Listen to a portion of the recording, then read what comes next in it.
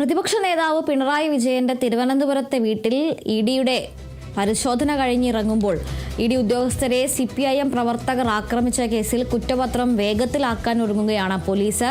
പ്രതികൾ റിമാൻഡിലിരിക്കെ തന്നെ കുറ്റപത്രം സമർപ്പിക്കാനാണ് പോലീസിന്റെ നീക്കം.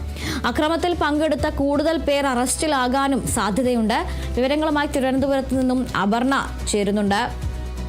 അപർണ, ദൃശ്യങ്ങളിലൊക്കെ നമ്മളന്ന് കണ്ടതാണ്.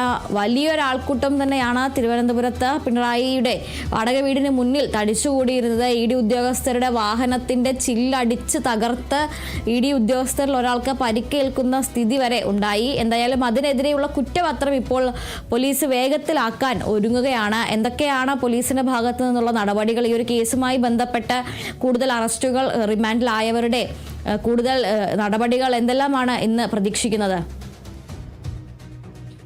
അതില്ല, കഴിഞ്ഞ ദിവസമാണ് ഇത്തരത്തിൽ CMRL എക്സാലോജിക് വിഷയവുമായി ബന്ധപ്പെട്ട് ഇഡി ഉദ്യോഗസ്ഥർ പ്രതിപക്ഷ നേതാവ് മുൻ മുഖ്യമന്ത്രിയും കൂടിയായിരുന്ന പിണറായി വിജയന്റെ തിരുവനന്തപുരത്തെ ബേക്കറി ജംഗ്ഷനിലെ വസതിയിൽ ഇത്തരത്തിൽ റെയ്ഡ് നടത്തുന്നതിനായി എത്തിയത്.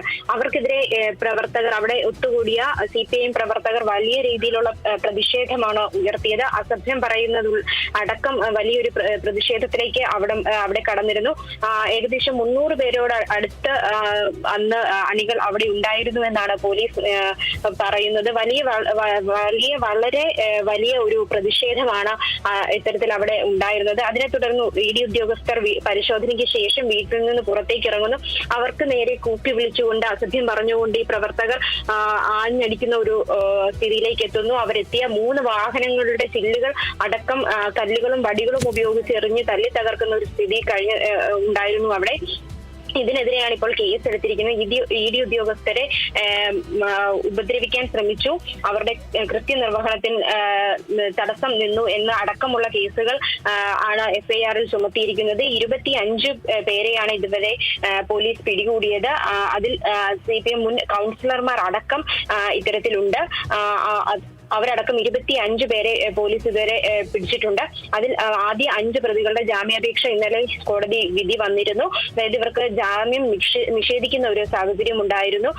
പ്രോസിക്യൂഷൻ വാദം എന്ന് പറയുന്നത് കേസിന്റെ പ്രാഥമിക ഘട്ടത്തിലാണ് ഇപ്പോൾ കേസ് നടന്നുകൊണ്ടിരിക്കുന്നത്. ഈ ഘട്ടത്തിൽ ഇവർക്ക് ജാമ്യം നൽകിയാൽ അത് കേസിനെ പ്രതികൂലമായി തന്നെ ബാധിക്കും എന്ന് പ്രോസിക്യൂഷൻ കോടതിയെ അറിയിച്ചു. കോടതി ഇത് ശരിവെക്കുകയും ചെയ്തിരുന്നു.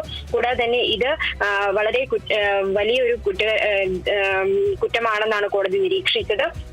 കൃത്യനിർവഹണത്തിൽ ഭംഗം വരുത്തി എന്നടക്കമുള്ള കാര്യങ്ങൾ കോടതി നിരീക്ഷിച്ചിരുന്നു. ഇവരുടെ ജാമ്യം റദ്ദാക്കി ഇന്നലെ കോടതി ഇത്തരം നിരീക്ഷണങ്ങളാണ് നടത്തിയത്. കൂടാതെ തന്നെ ഇന്ന് ഇപ്പോൾ പോലീസ് പുതിയ നടപടിയിലേക്ക് കടക്കുകയാണ്.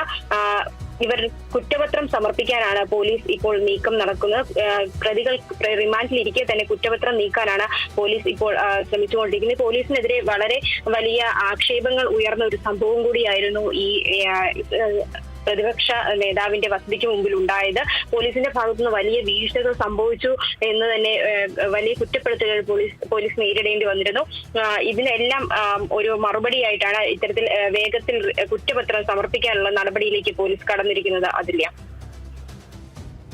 ശരി അപർണ, എന്തായാലും പോലീസിനെയും ആഭ്യന്തര വകുപ്പിനും വലിയ രീതിയിൽ വിമർശനങ്ങൾ കൂടി ഏറ്റുവാങ്ങിയ ഒരു സംഭവമായിരുന്നു ഈ സംഘർഷം നിയന്ത്രിക്കാൻ കഴിയാതിരുന്നത്. അതുകൊണ്ട് തന്നെ ഇപ്പോൾ ഈ ഒരു കേസിൽ നടപടികളും അതുപോലെ തന്നെ കുറ്റപത്രം അടക്കമുള്ള കാര്യങ്ങളും വേഗത്തിലാക്കാനാണ് പോലീസിന്റെ നീക്കം. അപർണയാണ് വിവരങ്ങൾ നൽകിയത്.